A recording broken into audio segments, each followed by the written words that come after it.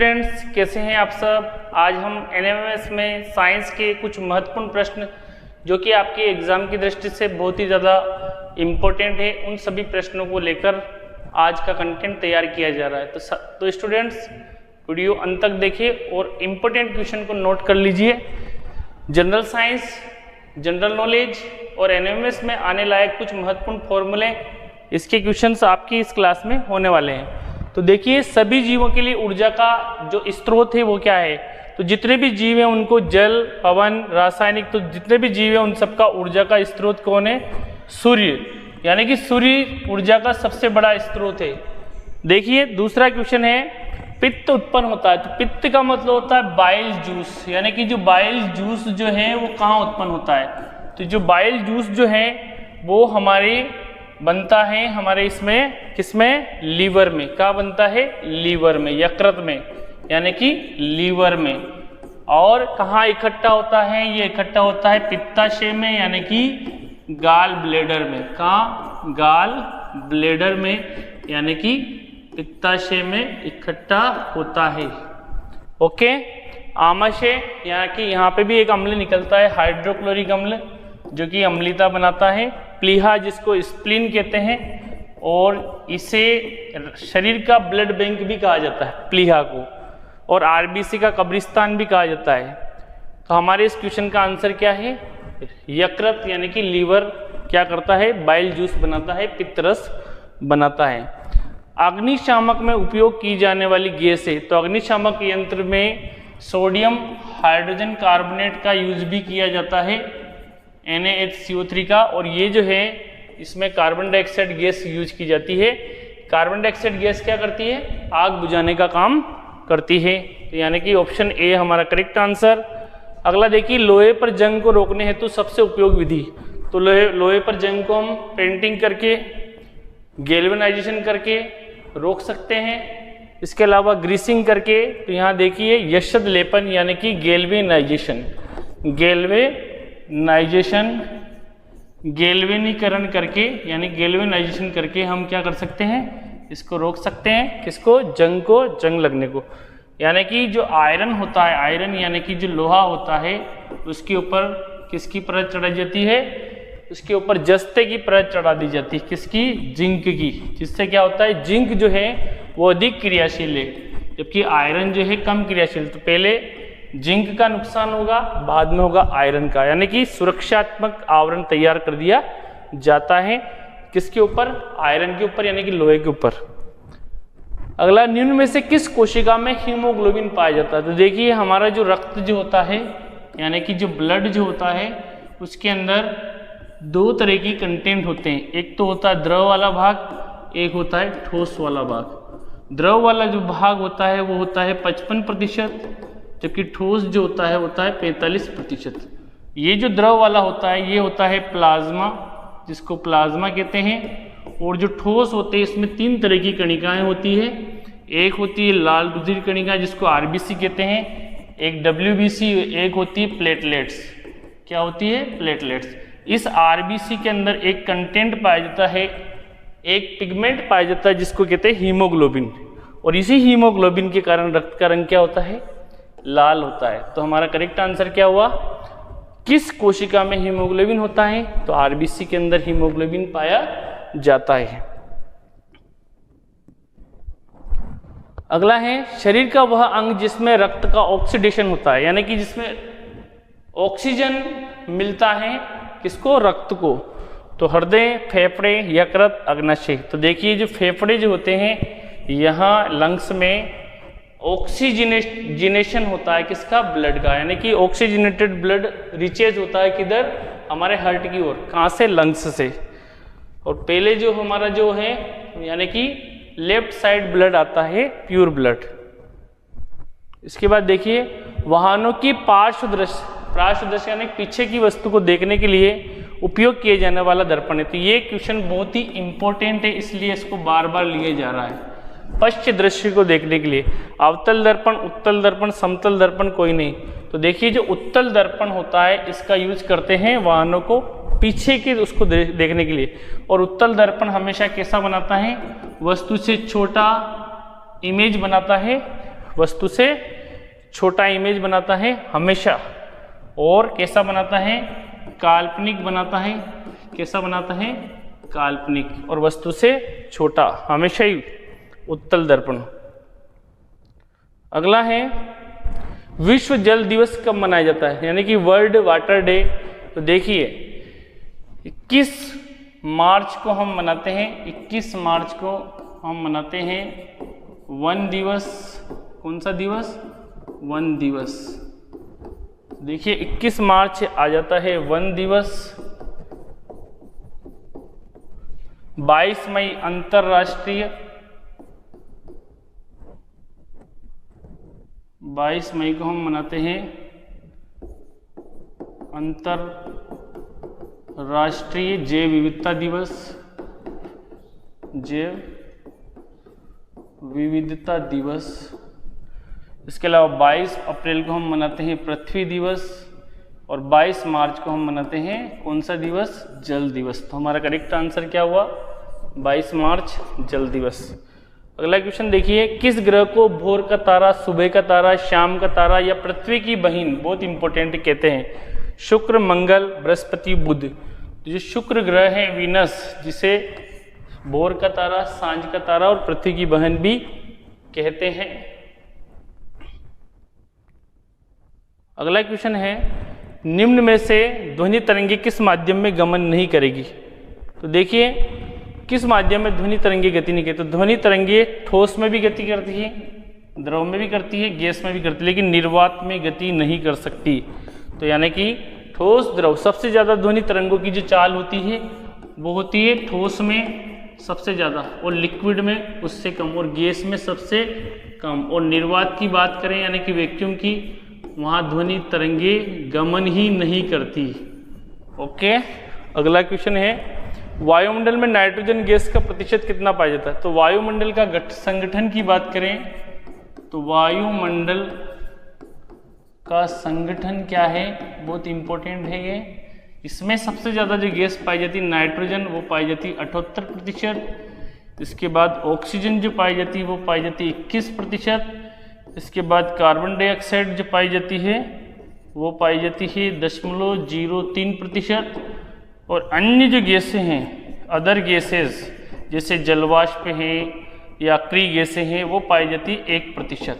1% के अंदर क्या आ गई, जलवाष्प है या नाइट्रोजन है, आर्गन है, जलवाष्प है, आर्गन है, या जीनोन वगैरह, इस तरह की अक्रिय गैसें पाई जाती है। तो हमारा करेक्ट आंसर क्या हुआ, नाइट्रोजन कितनी प्रतिशत, 78%, यानी कि बी ऑप्शन करेक्ट है।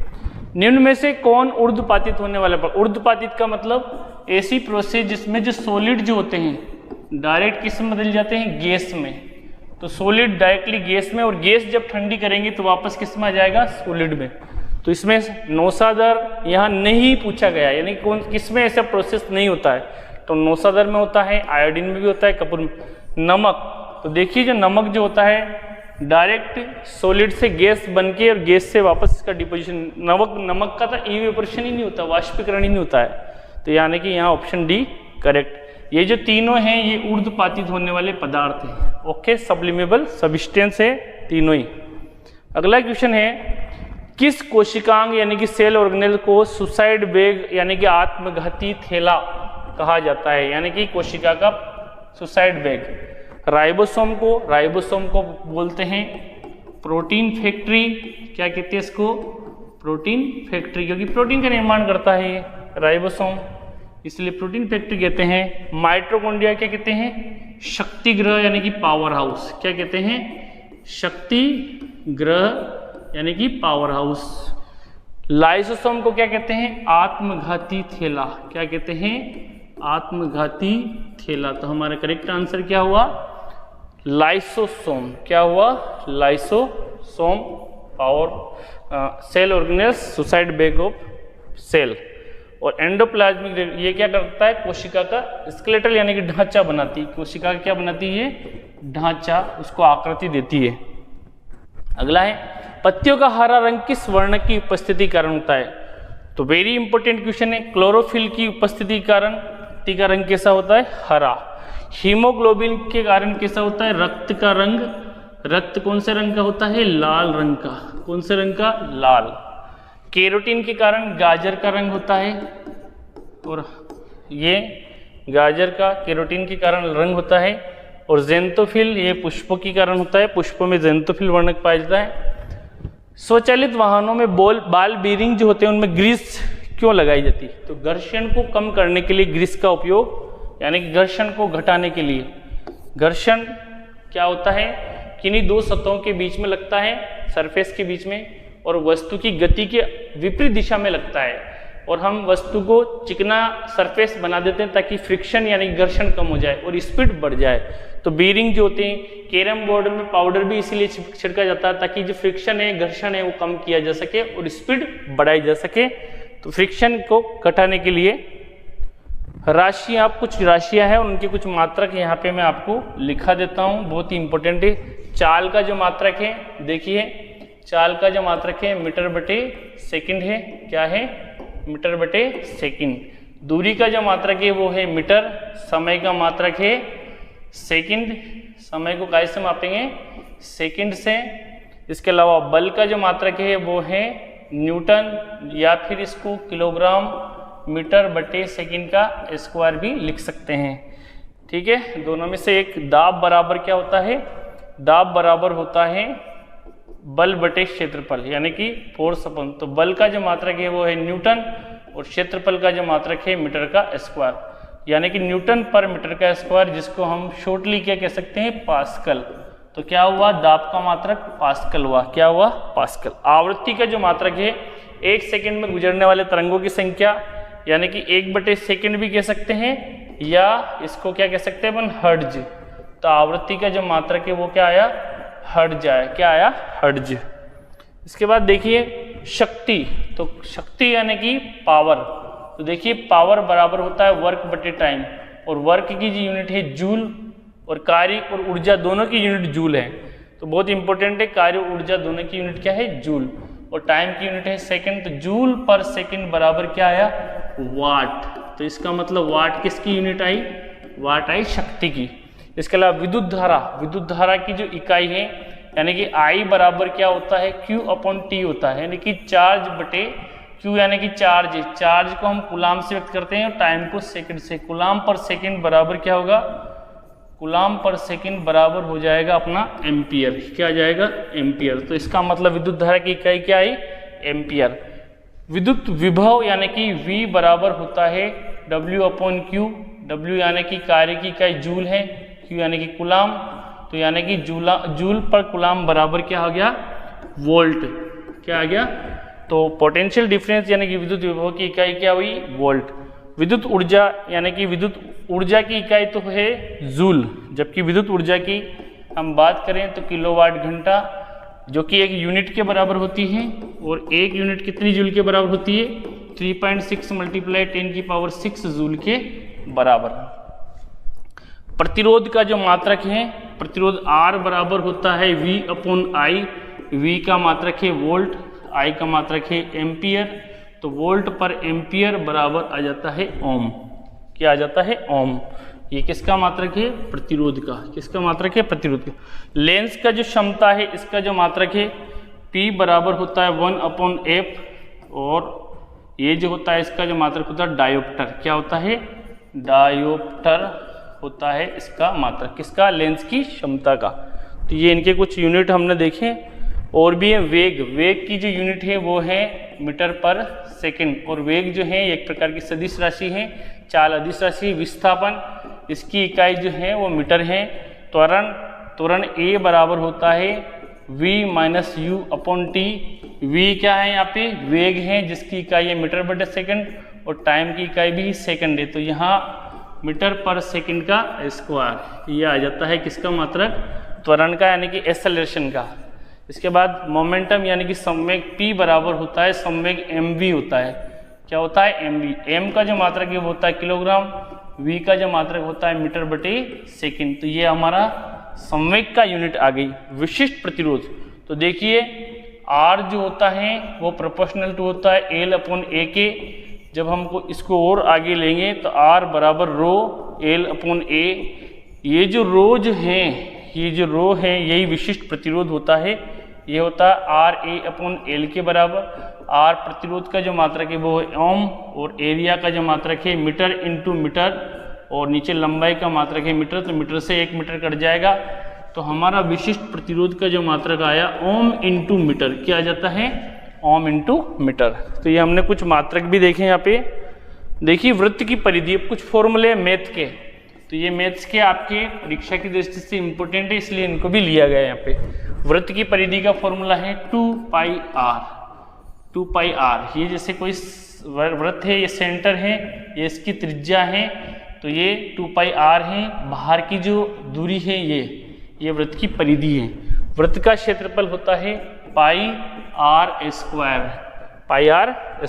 आयत का जो क्षेत्रफल की बात करें तो आयत जिसके आमने सामने की भुजाएं बराबर हो वो हो जाता है आयत।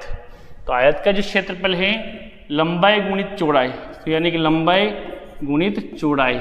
अब देखिए आयत का जो परिमाप होता है वो होता है 2 इंटू लंबाई प्लस चौड़ाई, यानी कि लंबाई और चौड़ाई को जोड़ दो और दुगना कर दो तो ये आ जाएगा आयत का परिमाप। वर्ग, वर्ग किसे कहते हैं? जिसकी चारों भुजाएं एक जैसी हो वो हो जाता है वर्ग। क्या हो जाता है वो? वर्ग, जिसकी चारों भुजाएं एक समान हो। तो यानी कि ये भी ए, यहाँ पे ये ए है, ये बी और ये बी, इसके आमने सामने की भुजाएं एक जैसी होती है, वो होता है आयत। तो देखिए वर्ग का क्षेत्रफल क्या आ जाएगा? भुजा का स्क्वायर। क्या आ जाएगा? भुजा जो है उसका वर्ग कर दो तो आपकी वर्ग का क्षेत्रफल आ जाएगा। और वर्ग का परिमाप, इसमें 4 भुजाएं हैं तो 4 इंटू भुजा, यानी कि एक भुजा का गुणा 4 में कर दीजिए, तो ये जो बाहर का जो परिमाप आ जाता है। तो इस तरह से हमने मैथ के भी कुछ फॉर्मूले देखे, साइंस के भी कुछ क्वेश्चंस देखे। आई होप आपको महत्वपूर्ण लगे होंगे, प्रश्न इंपॉर्टेंट लगे होंगे, अच्छे लगे होंगे। अगर अच्छे लगे तो लाइक कर दीजिए। Thank you for watching. जय